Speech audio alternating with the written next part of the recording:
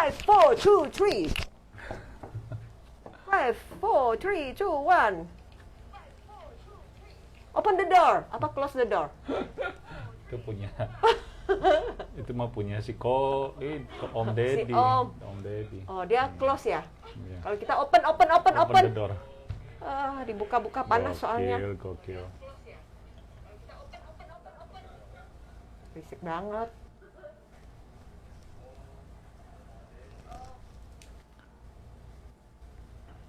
Lo buka yang Facebook ya? Lu mau lihat juga? pesannya. Iya, melihat pesannya. Kalau nggak lo nggak bisa baca tulisan mereka. Ini juga Gue lihat yang TikTok soalnya. Oh, hati. Oke. Halo guys, selamat pagi, semangat pagi. Ketemu lagi. Kita mau ngecek dulu suara kita jelas nggak nih guys? Teman-teman yang ada di TikTok ataupun juga di Facebook. Cawan.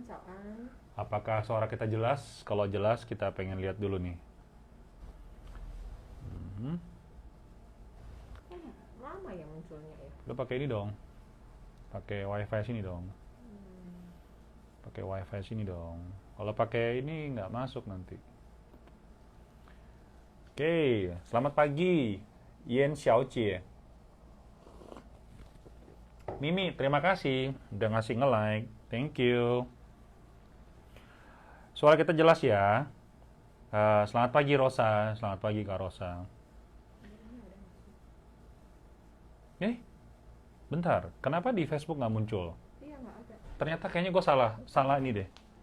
Salah stasiun ya Kak ya. Sebentar ya Kak ya. Jelas Kak katanya. Kok nggak muncul ya? Sebentar ya Kak. Belum muncul ya? Oh udah. Udah ya.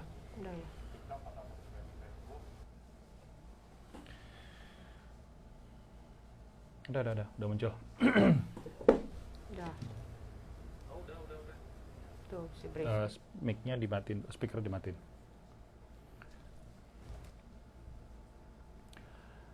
Halo, selamat pagi, semangat buat kawan-kawan sekalian yang di mana saja Anda berada. Selamat bergabung bersama dengan Agam. Saya di sini Agung Sunarto. Amina Chandra hadir lagi ya. Bagi-bagi informasi ketenagakerjaan. Oke, suasana yang baru. Mungkin nih teman-teman yang nonton di Facebook, di TikTok mungkin terbalik. Oh ya, terbalik ya? Iya, soalnya TikTok nggak ada ininya, nggak ada apa? Mesti vertikal, Iya, horizontal. mesti diginiin kameranya. Jadi kalau lihatnya palanya mesti miring. Gitu. Dia kalau nggak begini, kalau nggak HP-nya diginiin.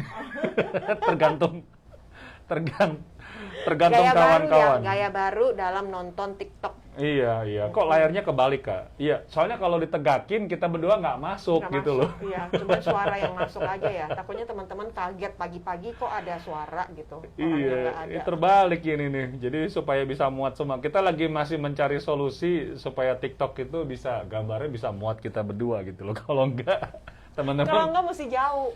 Kalau enggak kabelnya yang jauh. Dia Iya. berdirinya pakai kaki lagi, pakai tripod lagi, tapi dia berdirinya jauh. Jauh banget di ujung jauh gitu. di ujung sana Nggak ya. bisa muat. Oke, tapi kalau di TikTok yang di komputer dia ada ininya, ada apa? Ada fungsi atau fiturnya itu bisa dibalik gitu loh. Kalau di komputer. Jadi kalau misalnya nontonnya lewat HP, maaf ya. Kalau Sabar dikit ya. Kalau nggak kepala lu yang lu geser, kalau nggak HP lu yang lu geser, lu puter. Kalau di Facebook udah lancar ya, jelas banget ya. Oke. Seruput dulu. Seruput di pagi hari ini kita pagi-pagi kada Kamina katanya, aduh kok panas banget keringetan gua. Soalnya tadi dia kayak setrikaan sih. Iya, gue bener udah kayak setrikaan. Mondar mandir, maklum ruangan baru. Jadi penataannya masih banyak gitu Iya, ya. banyak yang Casey yang apa namanya? Casey. Suka Casey. Casey itu bahasa apa sih? Bahasa Thai ya? Thai. Casey itu apa? Peralatan. Nih, bukan Casey apa ya?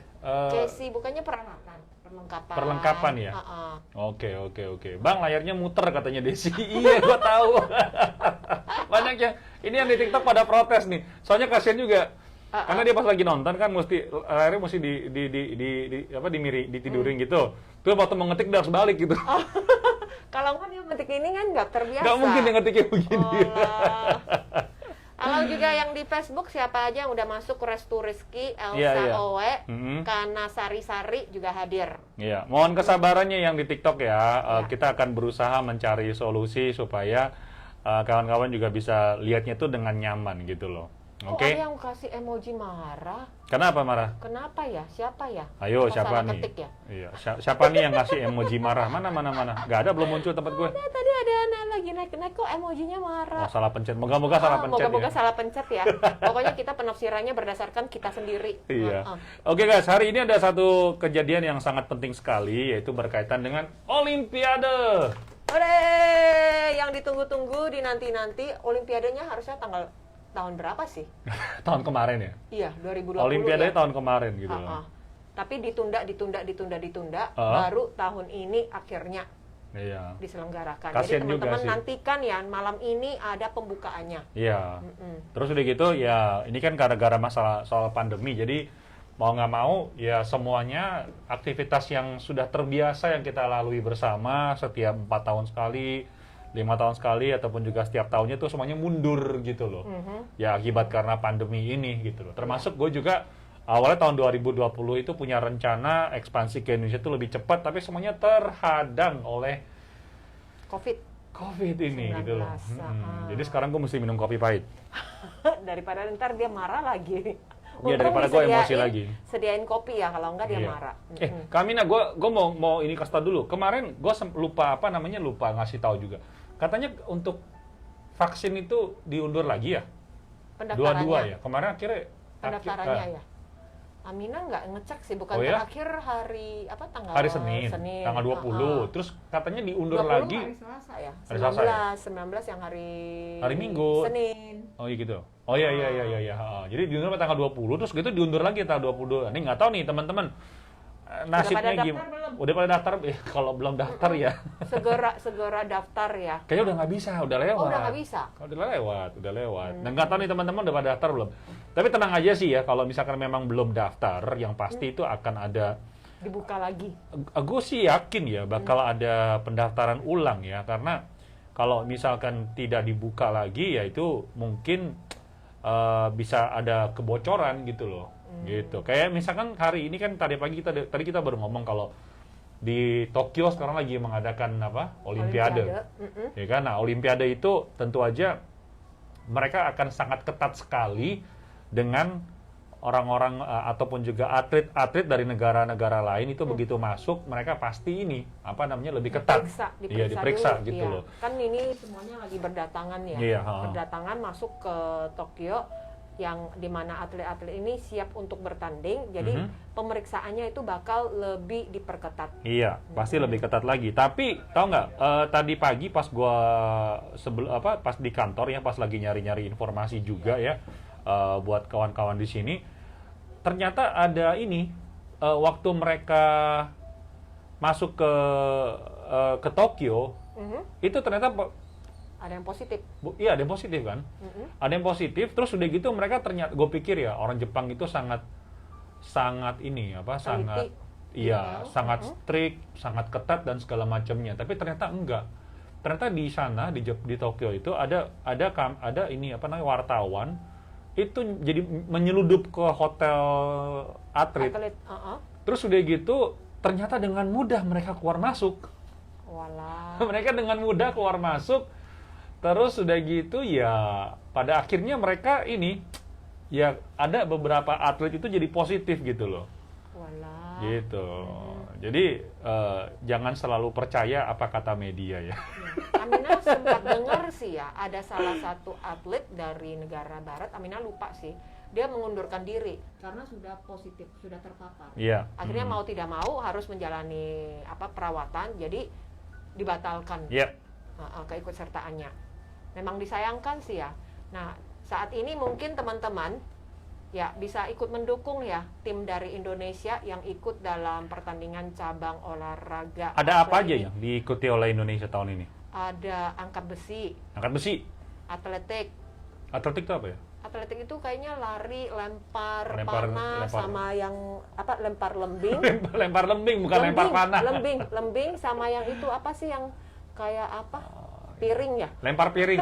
Piring, kalau Amina bisanya lempar piring. Gue yakin kalau suami pulangnya malam udah lempar piring. Kalau lempar piring kayaknya Indonesia pasti menang deh. Karena Indonesia kan ada tari piring, jadi tahu bagaimana caranya untuk memainkan piring gitu. Nah, kalau Semangat lagi Indonesia. Lagi berantem sama suami mah lempar piring. Oh gitu. Set. Ya. Tapi zaman sekarang kayak udah nggak bakal lempar piring deh. Oh ya, mahal. Ya bukan masalah mahalnya, kan sekarang kan COVID. Jadi kalau misalnya lempar piring, kalau piringnya pecah gimana? Ya tinggal kan nggak bisa, kan sekarang nggak bisa makan di luar. Di rumah udah nggak ada piring. Iya, sebagai seorang makanya pakai daun pisang dong. Oh gitu. Makanya sebagai seorang ibu-ibu pasti akan sebelum dia lempar piring dia akan mikir nih, kalau gue lempar, gue nggak bisa makan di luar, mending gue nggak usah lempar piring deh. Langsung aja suaminya yang dilempar. Iya, ditendang langsung. Habis itu bulu tangkis. Oke, bulu tangkis. Semangat Indonesia. Guys, tolong didukung Indonesia ya. Dayung, menembak, panahan, renang sama selancar. Iya, ini cabang olahraga yang akan diikuti oleh atlet dari Indonesia. Betul. Jadi di tengah-tengah kondisi di mana sekarang pandemi di mana-mana, kekhawatiran masyarakat dan juga seluruh dunia, akhirnya untuk acara ajang Olimpiade ini akhirnya dibuka juga setelah melewati pertentangan begitu banyak ya dari dalam negeri. Di Jepang sendiri mereka tuh banyak yang sampai detik ini banyak yang protes, jangan ngadain. Iya. Terus udah gitu tahun ini ternyata guys, untuk Olimpiade ini ya, untuk pertama kali dalam sejarah pembukaannya itu tidak ada penonton. Penontonnya penonton virtual, nonton dari rumah. Hah? Rugi dong kalau gitu ya. Iya, biasanya kalau Olimpiade kan pasti turis berdatangan nih. Betul. Pembukaannya itu wow, luar biasa banget. Kayak kemarin yang di Beijing ya, di Shanghai bukan? Lupa. Olimpiade yang di China itu. Itu kan keren banget kan? Keren banget, wow banget kan? Terus yang di Indonesia kemarin Asian Games ya? Iya. Asian Games juga di Indonesia yang Pak Jokowi naik motor itu loh. Para Olimpik bukan? Iya. Terus yang Pak Jokowi naik motor itu kan guys gila, itu kan gede banget dan begitu banyak orang yang hadir dalam acara pembukaan. Itu semuanya duit sebetulnya sih. Iya. Duit semua. Iya. Jadi nilai ekonominya itu besar banget sebenarnya untuk ajang pertandingan gitu loh. Iya. Misalkan nih ya, gue kan juga suka sama Air Jordan. Sebenarnya Michael Jordan itu udah nggak main basket, tapi tetap aja sepatunya Air Jordan itu selalu dikeluarkan, dirilis. Jadi merchandise-nya itu kemana-mana guys, gitu loh. Jadi tahun ini kayaknya sepi ya. Iya. Mau nggak mau sepi.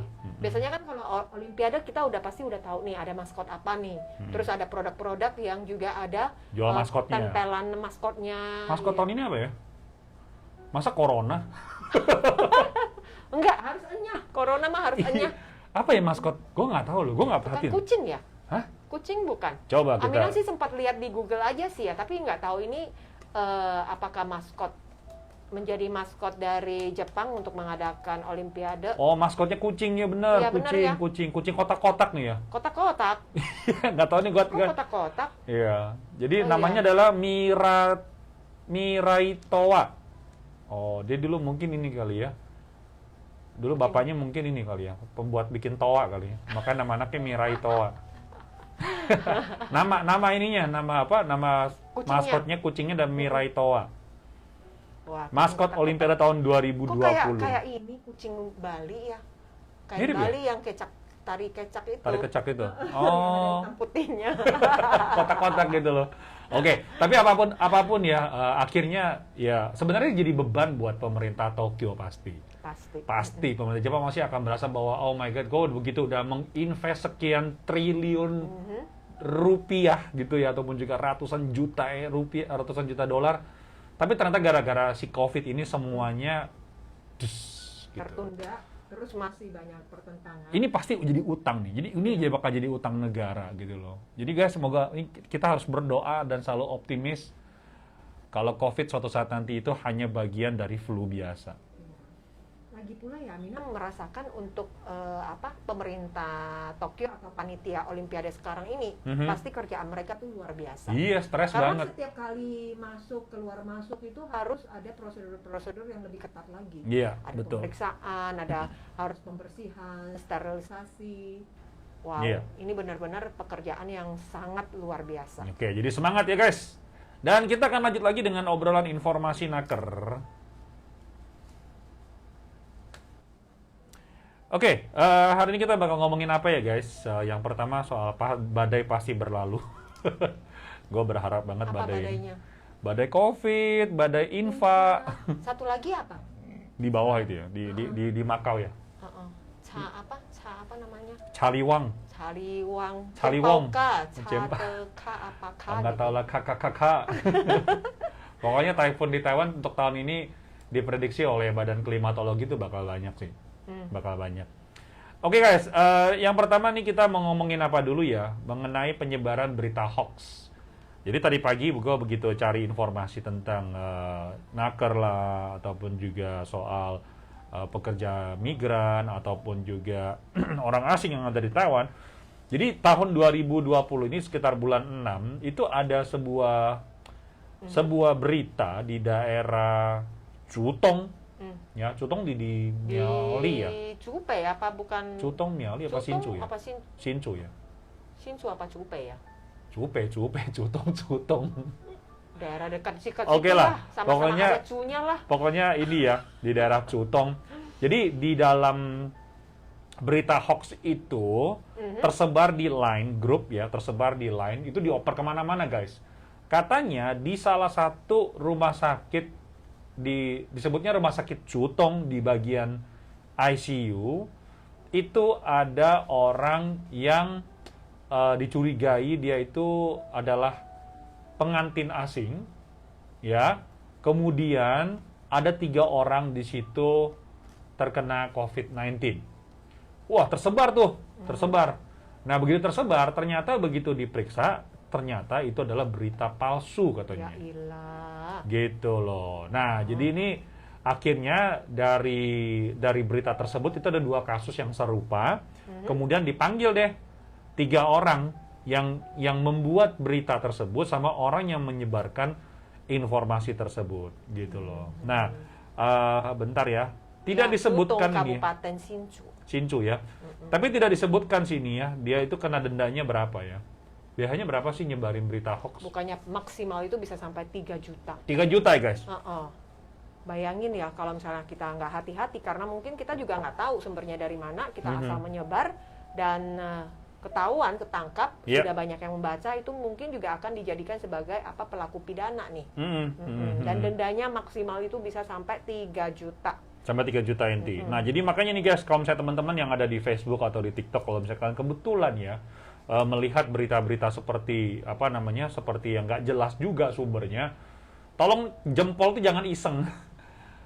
Kalau mau di sini aja. Kalau mau iseng kasih like di sini ataupun juga love gitu loh. Beneran. Jadi jangan sampai kita punya niat baik tapi ternyata beritanya itu nggak bisa dipertanggungjawabkan ya. Tuh, si Nono Awan nanya, Kak, hari ini pos ada pengiriman nggak? Pos ada pengiriman nggak? Ada kan? Ada pengiriman. Hari ini nggak libur. Iya. Jangan gara-gara Olimpiade badai, bukan badai. Oh, badai. Oke, badai cinta dan kerinduan, pengen pulang kampung, bingung di Indonesia susah cari nafkah dan kerjaan karena Bapak kena COVID. Aduh. Marwah semangat ya. Semoga Bapak cepat sembuh ya. Seperti Bang Toi, pulanglah ke negaramu, COVID tolong. Pulanglah ke alammu, COVID. Iya. Jangan lagi merusak bumi ini. Tapi sekarang juga banyak bencana ya. Kamu lihat nggak berita yang di Cina? Iya, sampai ada orang yang terjebak ya katanya. Terjebak di dalam MRT, ada juga yang terbawa arus airnya, sampai mati, ya Allah. Meninggal dunia juga ada. Iya. Jadi ini memang bencana tuh kayaknya nggak habis-habisnya ya. Makanya dalam konten gua hari ini di Facebook sama di TikTok, Instagram itu gue tulisnya badai pasti berlalu. Iya. Doa bersama ya. Soalnya gini kan, menurut perspektif gua adalah setiap tahun kan Taiwan sama Filipina tuh pasti ada badai kan, ada typhoon. Ada typhoonnya. Terus jadi masyarakat di Filipina sama di Taiwan tuh mereka udah ready, udah siap. Gue tau lah, typhoon pasti bakal datang. Jadi kita mesti ngapain kita udah siap. Seperti banjir lah, tanah longsor lah, angin kenceng lah. Jadi ada persiapannya. Betul.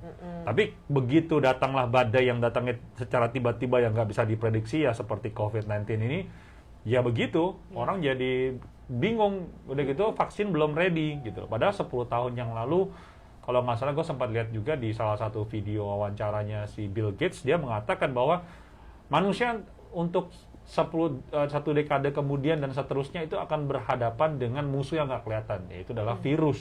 Yeah. Nah, kemarin itu sempat ada yang bilang katanya ini adalah konspirasi katanya. Oke lah. Anyway guys, mau bilang itu konspirasi politik atau segala macam, menurut gue itu udah nggak penting lagi sih. Yang penting adalah bagaimana sekarang kita menghadapi masalah ini, sikap kita dan juga memperbaiki mindset kita supaya nggak terbawa sama alam kayak begini-beginian. Yeah. Bisa bayangin nggak di Indonesia tiap hari kita dicekokin sama COVID.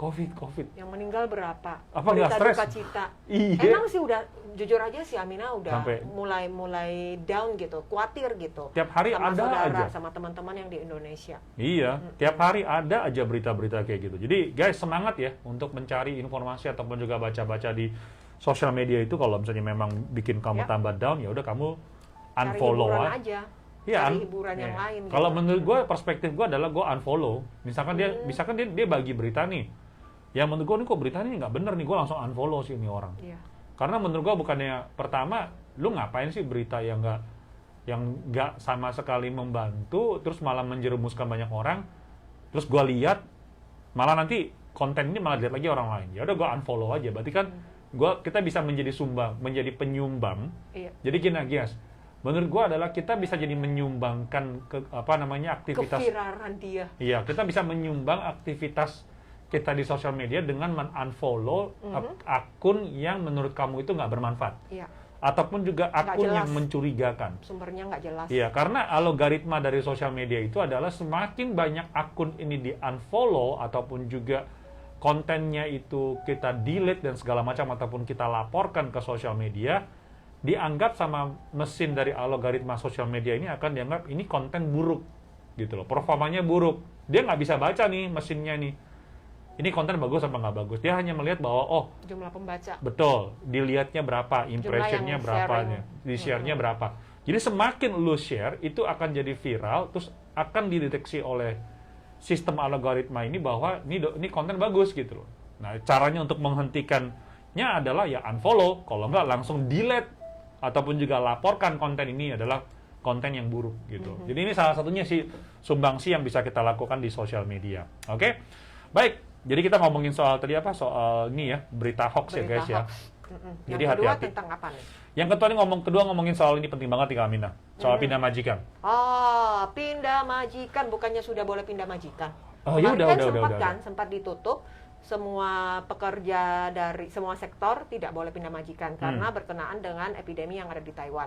Kemudian dibuka satu persatu nih, mulai dari yang sektor rumah tangga diperbolehkan dan yang di pabrik itu masih belum boleh, hanya khusus bagi mereka yang terkena kasus tertentu. Nah, kini semuanya sudah boleh pindah majikan, tapi ada persyaratannya. Nggak ada persyaratan. Nggak ada persyaratan. Bukan nggak ada persyaratan. Ya ada peraturan terbaru yang kemarin di berita di media massa itu udah disampaikan mengenai masalah pindah majikan. Jadi kita ngomongin dulu ya, kenapa bisa ada program ataupun juga kebijakan pindah majikan. Jadi dulu di Taiwan itu guys, ya ini kita bercerita tentang sejarah ya, jangan ketiduran ya. Jadi dulu tuh Taiwan nggak boleh ataupun melarang pekerja migran itu pindah majikan. Jadi nggak ada tuh istilahnya dulu tuh. Kalau mau langsung pulang, deportasi, pulang ke negara asalnya. Iya, jadi kalau misalnya lu udah nggak betah di sini, ya udah lu pulang, gitu loh. Jadi dulu itu sistem kebijakan dari pemerintah Taiwan adalah pekerja migran itu bisa datang karena majikan si A, oke. Nah, kalau majikan A ini sudah tidak membutuhkan atau hubungannya udah nggak bisa dilanjutkan, ya udah dia pulang. Dia harus pulang. Pulang, terus nanti nyari lagi majikan yang baru. Nyarinya dari Indonesia asal. Gitu loh. Nah, jadi ini adalah kondisi di mana banyak sekali timbul deh permasalahan, misalkan mesti pulang lagi, biayanya muncul lagi, ada oknum yang memulangkan supaya dapat cuan dari orang bolak-balik ini. Gitu loh. Ya ini oknum. Terus kemudian pemerintah Taiwan ngeliat ini kayaknya nggak bagus nih, dan pemerintah Indonesia pada saat itu masih di bawah ini ya, BNP 2 TKI waktu itu menganjurkan bahwa bisa nggak sistem pindah majikan itu bisa dilakukan di Taiwan. Nah udah tuh mulai muncul tuh gerakan-gerakan dari para teman-teman migran itu untuk memungkinkan untuk pindah majikan itu di Taiwan. Nah, akhirnya diloloskan, disetujui, berjalan dengan baik. Terus begitu mulai lagi permintaan, bisa nggak nih pindah majikan tuh dari pabrik pindah ke dari rumah tangga pindah ke pabrik, pindah sektor? Oh dulu nggak bisa, jadi mesti pulang dulu, baru lagi ke pabrik gitu loh. Keulang lagi, ada lagi tuh oknum-oknum kayak gitu, lu mau pindah pabrik lu pulang dulu, lu mesti bayar misalkan 100 juta baru boleh datang ke Taiwan, kayak gitu-gitu lah. Akhirnya untuk menghindari supaya ini tidak terjadi, akhirnya boleh tuh pindah sektor, ya. Nah, tapi yang dari pabrik ke rumah tangga itu harus ada persyaratan. Iya, harus ada surat kompetensi. Iya, ya. surat kompetensi. Mampu merawat pasien. Iya. Terus udah gitu guys, udah boleh pindah sektor nih, udah dia sangat mudah sekali. Ternyata digunakan oleh sekian orang untuk menjadi batu loncatan. Datang kan kalau pindah pabrik kan kalau mau kerja di pabrik kan katanya mahal. Betul. Ya, katanya mahal. Kan katanya ada lembur. Iya, banyak lembur, gajinya lebih tinggi. Jadi akhirnya dia gimana? Ya udah kalau gitu gue datang bayar dikit aja, sekian 5 juta, 6 juta atau bahkan juga bebas biaya, gue masuk ke rumah tangga, nggak betah sama majikannya, gue pindah ke pabrik. Dijadikanlah bisnis lagi nih sama agensi nih. Dia bilang di tahun kemarin kan. Apalagi sekarang kan lagi COVID kan ya, jadi orang kalau mau nyari pekerja baru di pabrik itu susah banget. Butuh pekerja banget. Susah banget gitu loh. Ini katanya Iro bilang, betul kok, dulu nggak ada ganti majikan, aku dulu 2012 di Taiwan 1 minggu dipulangin ke Indonesia. Nah itu ceritanya tuh. Ini ada saksinya nih guys. Nah jadi, dengan kemudahan itu, apalagi masalah COVID, orang baru nggak bisa datang ke Taiwan, mulailah ada agensi yang juga pengen cuan dari ini. Dia cuannya gimana? Lu mau nggak pindah ke pabrik? Gua kasih lu duit deh. Ya, gue kasih lu duit deh. Terus karena agensi juga perlu bayar duit untuk bayar ke ini, dia minta sama pabrik. Ada kasus kayak gitu, dia minta sama pabrik, lu mau dapat pekerja nggak? Nih, ada nih, tapi lu mesti bayar gue dulu. Belajar ya, karena sekarang sudah mulai membuka lebih bebas, pekerja bisa langsung pindah majikan di Taiwan. Yeah. Nah, sekarang ini kita juga sering mendengar sedikit-sedikit pekerja migran merasa nggak betah dengan pasien di rumah, dengan pekerjaan yang ada di rumah. Ya mungkin juga ada yang terlalu banyak overload dari pekerjaan tidak sesuai dengan kontrak. Tetapi ada juga pekerja yang gara-gara dia merasa bahwa membanding-bandingkan pekerjaan di pabrik itu lebih enak, makanya dia minta pindah majikan. Iya, betul.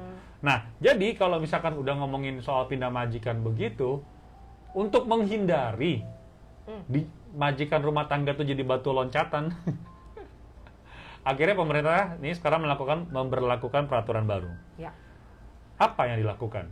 Yang pertama, jadi ini udah diusungkan ke Yuan Eksekutif dan akan diberlakukan sekitar bulan Agustus lah. Kita ntar tunggu pengumuman resminya bakal kita umumin. Jadi gini, lu kalau misalnya dari rumah tangga mau pindah ke pabrik itu nggak bisa langsung sekarang. Jadi akan didahulukan dari rumah tangga pindah ke rumah tangga. Jadi sektor yang sama nih. Sektor yang sama. Kemudian pada saat mau pindah ke majikan yang baru ini, semuanya harus daftar dulu di bursa kerja. Harus didaftarkan di bursa kerja. Ya. Nah, dimasukkan ke dalam bursa kerja, kemudian akan menunggu nih. Ada nggak majikan baru rumah tangga yang mengambil pekerja ini? Misalkan namanya adalah si Kaminah deh. Si A lah ya. Oh, majikan A. Majikan A. Ini pekerjanya pekerja B. Oke. Ntar pekerja A juga. Namanya Ani. Namanya Ani ya. Antar Ani ting marah lagi. Jadi istilahnya si majikan yang baru si pekerja ini harus memang menunggu mendapatkan majikan di rumah tangga. Jadi nggak bisa lagi nih ke depannya kamu tuh mau seenaknya diri sendiri untuk pindah ke pabrik. Nggak bisa. Ya.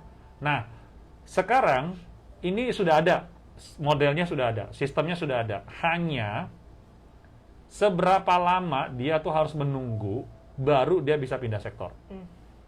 Ini masih dalam wacana. Kira-kira nunggunya berapa lama? Apakah sebulan, 2 bulan, atau seminggu, 2 minggu, 3 minggu baru dia boleh pindah ke pabrik. Ya.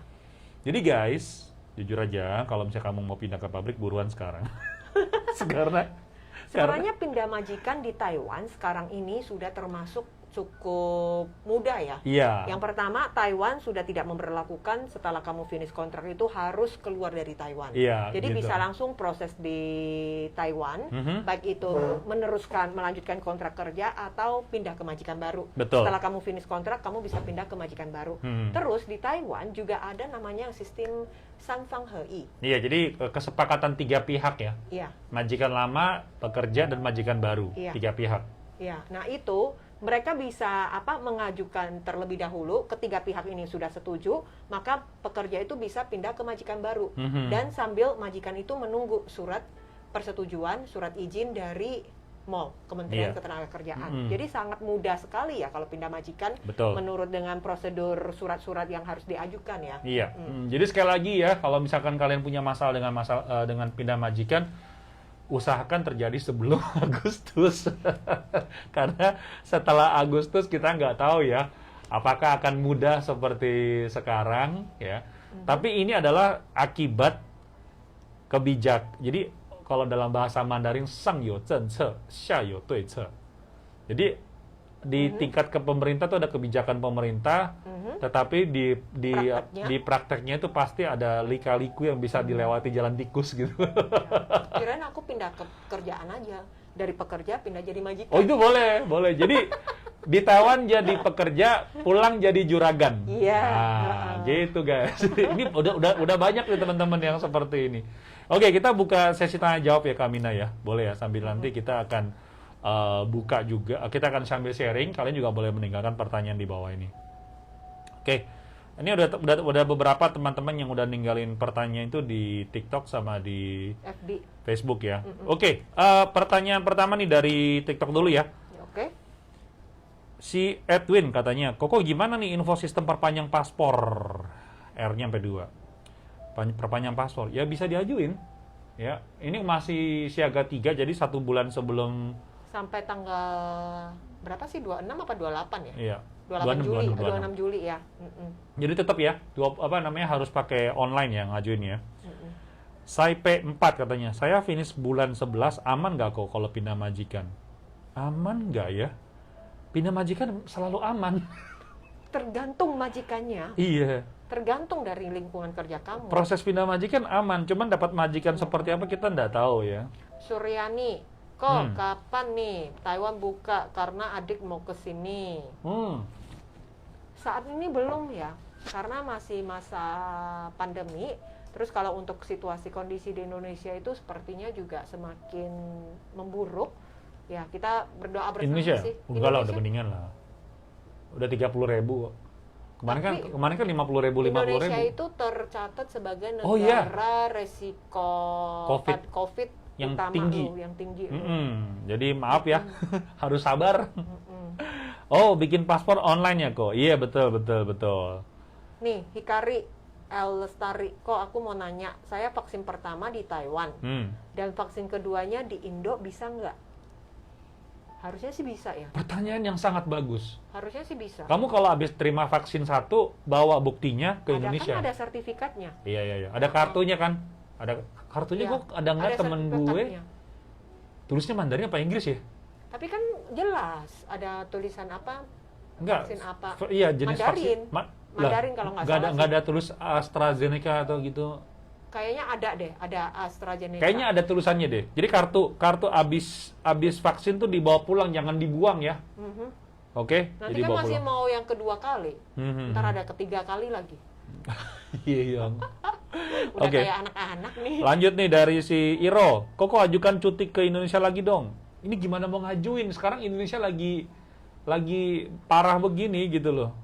Jangankan teman-teman mau cuti loh. Anak-anak mahasiswa yang sudah lulus ujian, mereka mau pulang aja susah. Iya. Mereka mau balik Indonesia susah karena penerbangan nggak ada nih. Iya, penerbangan nggak ada loh. Nggak ada. Terus juga orang-orang Taiwan yang mau balik ke orang-orang Taiwan yang di Indonesia, pengusaha yang ada di Indonesia, mereka mau balik ke Taiwan itu juga susah. Iya. Juga masih menunggu penerbangan. Betul. Jadi sekarang penerbangan itu transit ya. Transit di Singapura.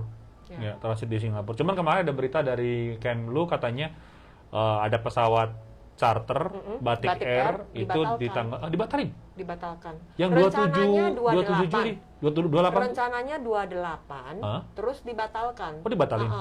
Semula direncanakan itu Batik Air itu akan mengangkut sebanyak 180 pekerja migran Indonesia masuk ke Taiwan.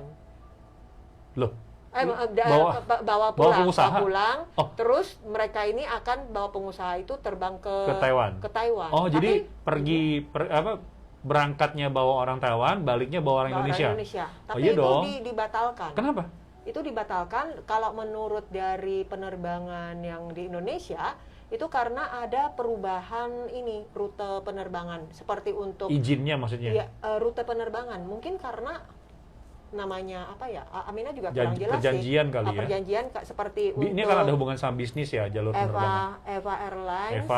China Airlines itu kan dibatalkan hingga Agustus. Oh iya, Agustus baru terbang. Betul. Iya. Jadi sementara ini pengusaha yang ada di Indonesia, pengusaha Taiwan yang ada di Indonesia, mereka mulai minta bantuan ke pemerintah supaya bisa pulang. Iya, untuk membantu adanya pesawat charter. Oke. Jadi teman-teman gue juga kemarin dia suaminya kerja di Pauchen, yang bikin sepatu Nike, Puma, Adidas ya. Itu perusahaan Taiwan bikin sepatu terbesar di dunia boleh dibilang ya. Itu dia bilang, iya suami gue di Pauchen gak bisa pulang. Iya. Dia udah gak ketemu sama suaminya udah 7 bulan katanya. Terus kita ngobrol-ngobrol, dia bilang gue pusing nih. Terus suami gue mau bisa nggak Ton? Bisa nggak Gong titipin bantuin gue kirimin itu minyak rokok elektronik vape itu loh. Iya, bisa nggak kirim? Gue bilang ya nggak bisa lah. Aduh gila.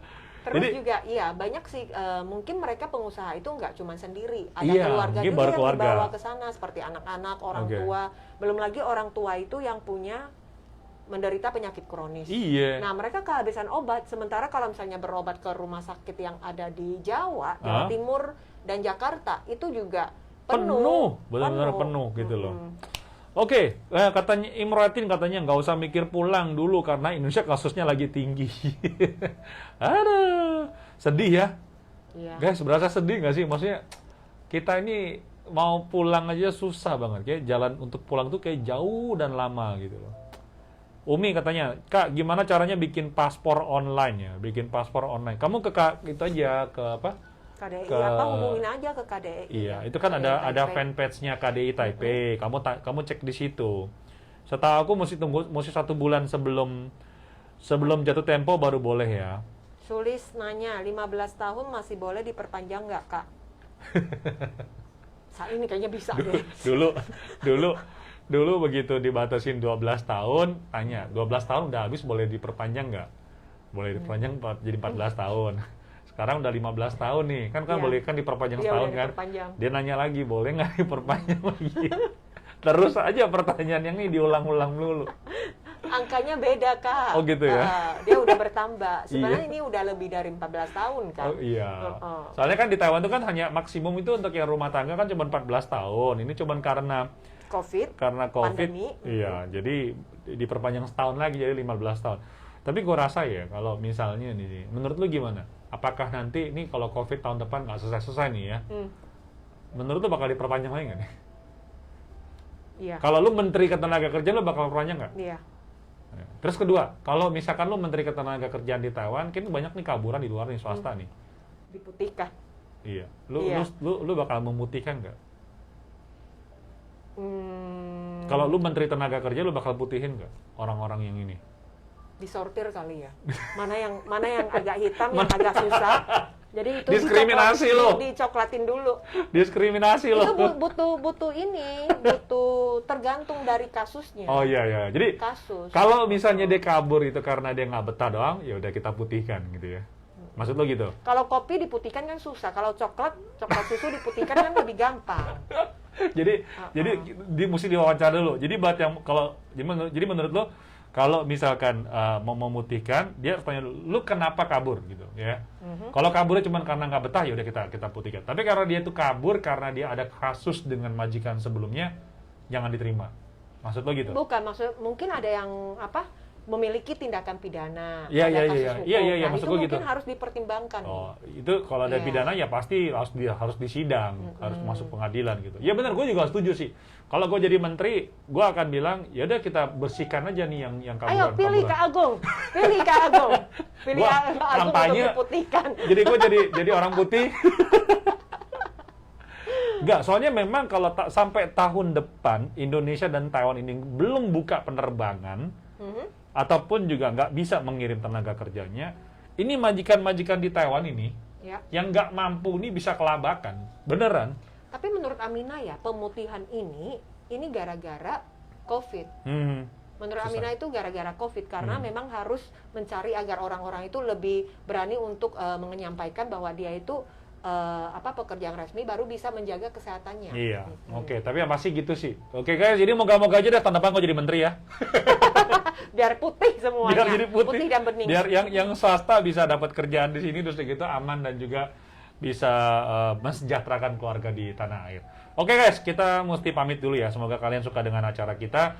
Salam optimis, saya Agung Sunarto. Amina Chandra, sampai jumpa. Bye-bye. Matur nuwun. Bye-bye. Kapenin ya.